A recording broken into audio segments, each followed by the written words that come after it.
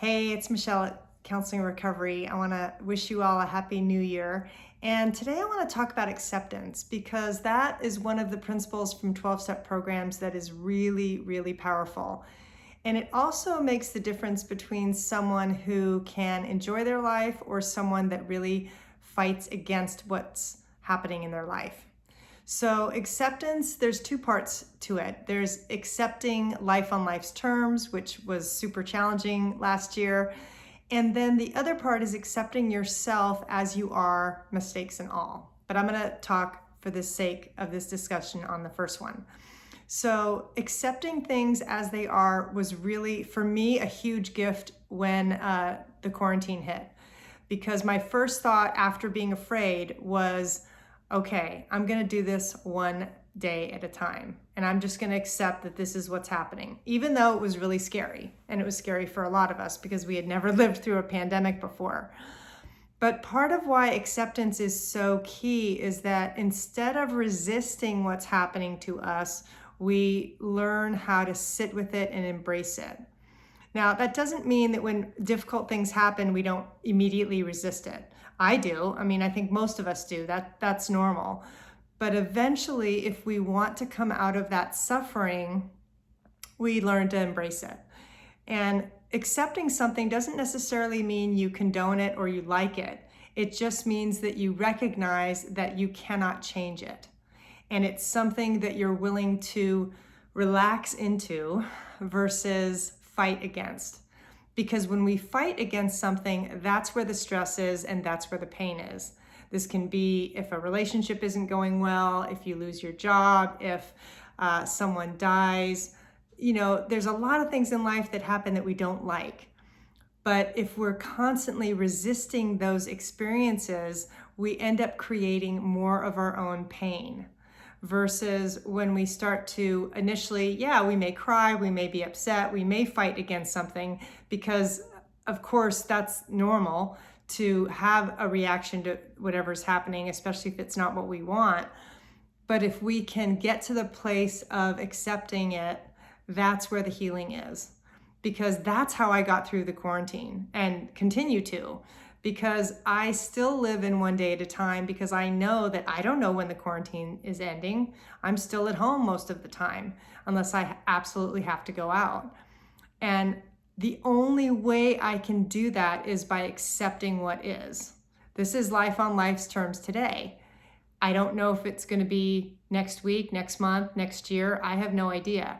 But part of why acceptance can be so challenging is because we want to know exactly what's happening versus surrendering to today.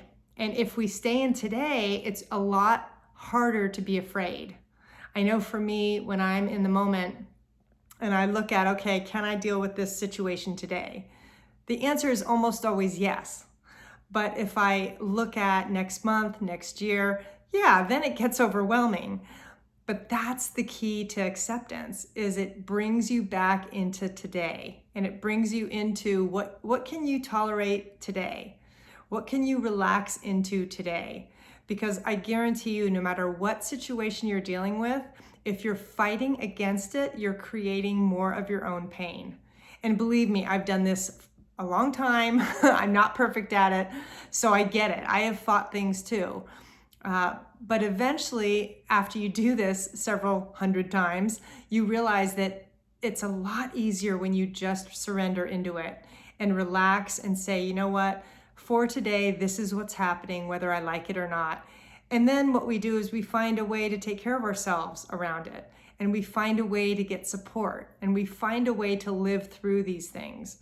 Because life is never going to look exactly the way we think it is. So anyway, I really hope that helps. One thing I want to do is I want to read a passage from the big book on acceptance because this is so healing.